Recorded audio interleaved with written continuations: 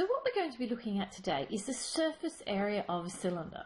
And when I think about the surface area of a cylinder, I just picture in my head like a can of soup or a can of vegetables or anything that comes in a can. And if thinking about that the formula that the surface area of a cylinder is the outside, I think about it as I've got the lid or the top of my can and I have the bottom of a can, and we know that that shape is a circle, and we know the formula for the area of a circle is pi r squared. So what I have here are 2 pi r squareds. And then I think about this middle section. I think about it like a label. If I cut down one side of a label and fold it out flat, I actually end up with a rectangle. So let's have a look at what that looks like very slowly. I've got the area of my 2 circles. That's the top circle, and here is the bottom circle, and the area is pi r squared. So now the area is going to be pi times I8 squared, which is approximately 201 centimeters squared. So I have 2 of those. Now let's cut that label off and have a look at what shape we end up with. Here's me cutting my label off, and you can see that I have a rectangle. Now this length of my rectangle equates to the outside of this circle. And the outside of a circle we know is the circumference. And the formula for the circumference which we have learnt is circumference equals 2 pi r. So this length here is 2 pi r. And here is my height of my soup can, which is 12. And we know the formula for the area of a rectangle is length times breadth. So it's going to be 12 times 2 times pi times 8. And let's have a look at what that looks like. Here's my circumference of the circle times the height. 2 pi r times height. 2 pi times 8 times 12. Here is my answer. And we add this answer with 2 of my circles, and we get approximate area of the surface area of the cylinder to be 1005 centimeters squared. So now that you've seen how we find the formula for the surface area of a cylinder, I just wanted to point out that there are a couple of ideas that we need to remember. The first one is that we have this thing called, and a closed cylinder is like your soup can, where we've got the top and the bottom and the label that wraps around. So we've got a base and a top and one curved surface. So I've put here an unopened tin of vegetables as an example of a closed cylinder. And the curved surface is like the label of the tin. You can peel it away and make it flat. And we all know that if we were looking at this, we have this area, which is pi r squared. We'd have the base of our can, which is also pi r squared. And this is the height of my can here, height, and that's the height of my label.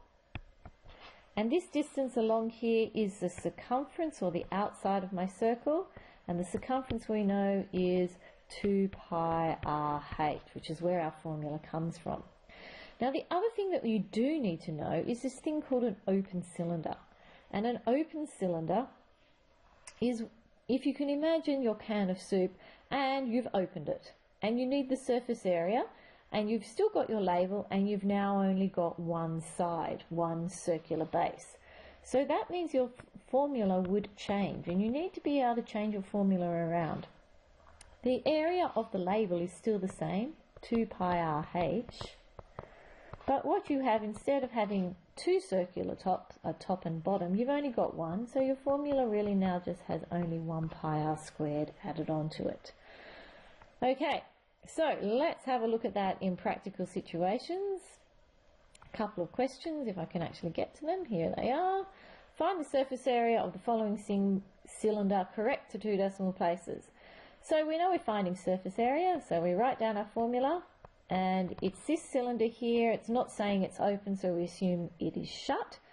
So the formula is 2 pi r squared, because that's the circle at the top and the circle at the bottom, plus the area of the label, we know is 2 pi r h.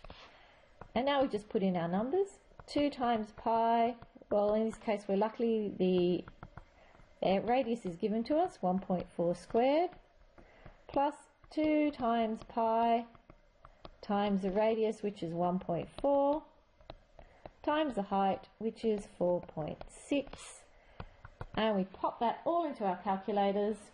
And I'm pretty sure, and you can double check me, your calculator gives you 52.7787, so on. We're asked to give this correct to 2 decimal places, so it's approximately equal to 52.78, and that must be meters squared. So question 2 then, a more practical application. The base and sides of this circular cake tin are to be lined on the inside with baking paper. So we need baking paper in the middle here and all around the sides. So the tin has a base diameter of 25 centimetres, so that's the diameter. So if we think about the diameter, we really would like the radius, because all our formulas have radius. So if my diameter is 25, my radius must be half of that, 25 divided by 2. So my radius is 12.5 centimetres. So that's what my radius is here, 12.5. You can't really see that very well, can you? So, but we don't have a top. So remember, we need another formula then. So we can think about it. We still have our outside circular part, which we know is 2 pi r, which is the circumference of the circle, times the height. And we're told here that the height is 6 centimetres. Plus we only have one circular base, so that's not 2, it's just pi r squared. So placing our numbers in, 2 times pi times my radius, which we'd worked out was 12.5, times my height, which is 6. Add to that pi times, and the radius is 12.5 still, squared. We pop all of that into our calculator, and I think we get 962.1127, blah, blah, blah. And we need it approximately to 1 decimal place, so that's 962.1 centimetres squared. So I hope you've enjoyed the video, and you can now get on to today's work.